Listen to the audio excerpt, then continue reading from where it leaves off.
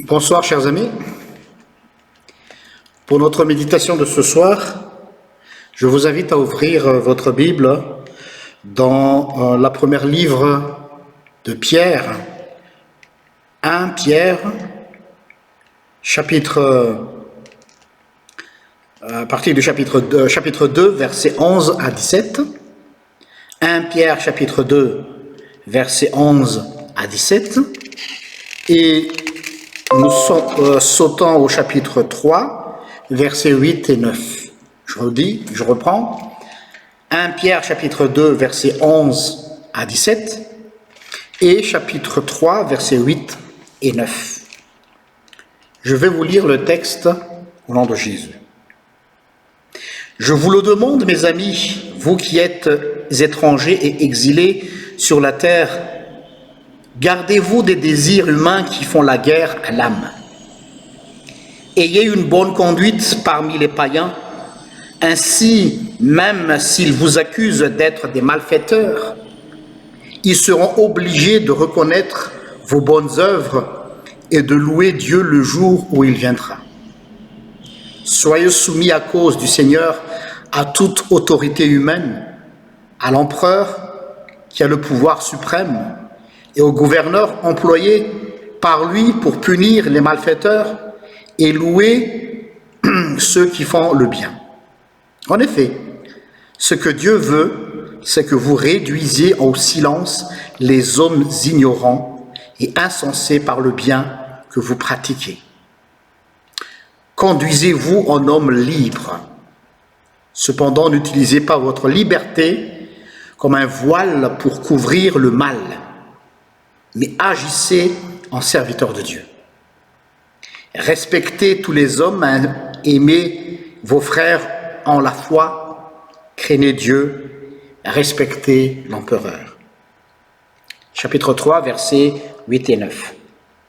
Enfin, ayez tous les mêmes pensées et les mêmes sentiments. Aimez-vous comme des frères, soyez bienveillants et humbles les uns à l'égard des autres. Ne rendez pas le mal pour le mal ou l'insulte pour l'insulte. Au contraire, répondez par une bénédiction, car c'est une bénédiction que Dieu a promis de vous donner à vous-même quand il vous a appelé. Amen. Je suis sûr et certain que la plupart d'entre vous, en lisant, en écoutant même ce texte, vous allez me dire c'est too much.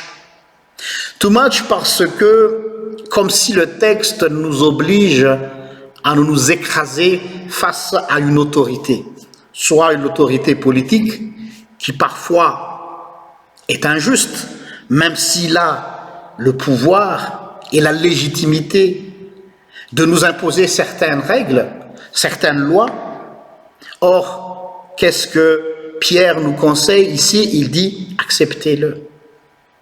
Même chose, notre rapport avec les voisins et ceux qui nous entourent, des personnes qui savent que nous sommes chrétiens et qui font exprès justement de nous taquiner pour voir jusqu'où nous pouvons accepter certaines choses.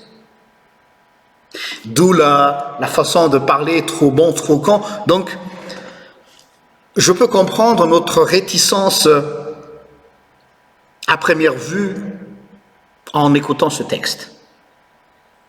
Mais essayons de voir un peu plus en profondeur, ne pas rester à la première vue superficielle. Ici, ce que moi j'ai compris dans ma méditation, en tout cas, que j'aimerais partager avec vous ce soir, c'est que le Seigneur, à travers l'apôtre Pierre, nous invite à prendre de l'auteur, à avoir de l'auteur pour que nous n'entrons pas dans l'engrenage du mal. Il est si facile de s'emporter et de suivre la vague, les flots du mal quand on est emporté par le mal. Le mal appelle le mal. Et nous aussi, quand on dit on a une réaction épidermique, le mal qui est en nous est attiré à répandre le mal contre le mal. Et il se peut que nous ayons une satisfaction pendant quelques moments. Voilà, il m'a il m'a tapé, donc moi aussi je lui ai rendu les coups. Mais le problème, c'est que ce mal-là ne s'arrête pas là, ça va continuer, ça va gangréner la relation et ça peut aboutir à un autre problème à part ce que nous avons déjà subi. Donc, quand on entre dans l'engrenage du mal, quel que soit le type de mal qu'on nous impose, nous allons encore participer à cela et amplifier ce mal qui va se retourner encore contre nous. Ça me fait quand même réfléchir ce texte avec le contexte actuel que nous vivons, avec tous ces discussions et ces débats à la télévision et dans les journaux sur les mesures qui ont été prises, que ce soit ici chez nous en Belgique ou dans d'autres pays de l'Europe. Il y a de plus en plus un esprit de rébellion dans les cœurs des citoyens face, certes, à une injustice parfois, pour certaines personnes ou certains secteurs qui se sentent délaissés, qui se sentent lésés par rapport aux autres. Et on a l'impression que la société est au bord, je ne dis pas d'une rébellion, mais d'une explosion sociale. Tout le monde est en train de parler de cela. Avec la crise qui nous frappe en plein fouet, alors l'instinct animal et le mal qui est présent en nous est comme un monstre qui peut surgir du jour au lendemain ou du moment à un autre pour réagir. Et parfois, on s'étonne même qu'on a réagi ainsi. Alors c'est là que le texte nous appelle « prenons de la hauteur ». Prenons de la hauteur pour que nous ne tombons pas dans ce piège. Vous savez, le fait de se taire souvent a été traduit comme synonyme de faiblesse ou qu'on soit vaincu. Mais je me rappelle du silence de Jésus face à Pilate, était une silence inquiétante parce que même Pilate, lui, il n'arrêtait pas à mijoter, à tourner autour de Jésus, à lui poser des questions, parce que plus le soi-disant coupable se tait, plus on ne sait pas qui il est. Et vous savez, face à l'adversaire, c'est un conseil que la sagesse de la Bible nous donne. Si tu commences à parler, si tu commences à réagir sur tes nerfs, alors l'adversaire connaît comment tu réagis et comment ils vont te surprendre. Mais si tu ne réagis pas tout de suite, mais tu gardes ton calme, tu gardes ton silence, tu auras plus de manœuvres pour contredire et pour contre-attaquer l'ennemi de façon plus sage. Donc ici, la parole ne nous appelle pas à nous écraser face à l'ennemi, mais agissons plutôt avec sagesse. N'agissons pas avec le cœur, agissons avec la tête et avec l'esprit. C'est un peu comme l'image de Jésus.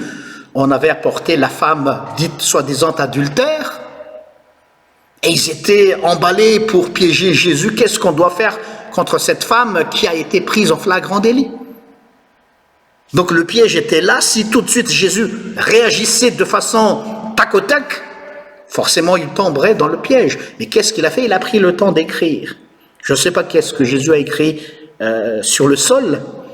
Mais déjà, le fait est, d'après certains spécialistes en psychologie, écrire, faire une gribouillage, ça fait réfléchir le cerveau.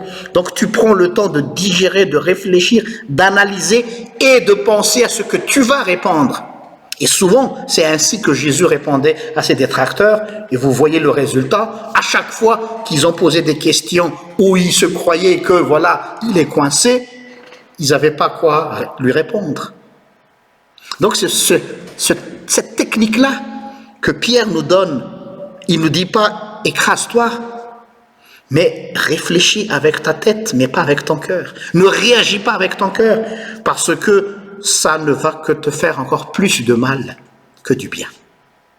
J'espère que ce conseil pour ce soir t'aidera à te comporter aussi, parce qu'on est des êtres humains, on peut être fâché, on peut être en colère, mais soyons en colère de façon plus sage. si je peux me le permettre ainsi. Que le Seigneur te bénisse. Amen. Je vous invite à la prière. Seigneur, tu sais très bien que nous sommes des êtres finis, des êtres limités et nous avons des réactions épidermiques très souvent. Quand on nous cherche, quand on essaie de nous provoquer, même en tant que chrétiens, nous avons nos limites et nous tombons facilement dans le panneau, dans le piège. Nous savons que les gens qui ne nous aiment pas savent très bien quelle est notre conviction et notre position en matière de foi. Alors aide-nous à ne pas tomber dans cet engrenage, dans ce cercle vicieux, mais aide-nous à voir plus, à prendre de la hauteur et de bien réfléchir avant de réagir et de donner une réponse à chaque attaque, à chaque réflexion qu'on nous fait.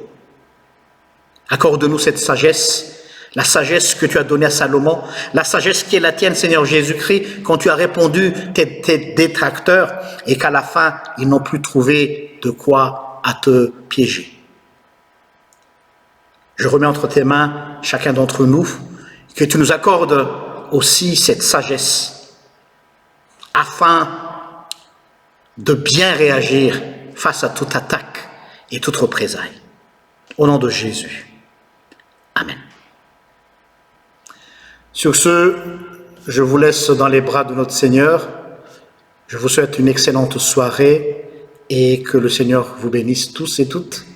Je vous donne rendez-vous demain à la même heure. Amen. Au revoir.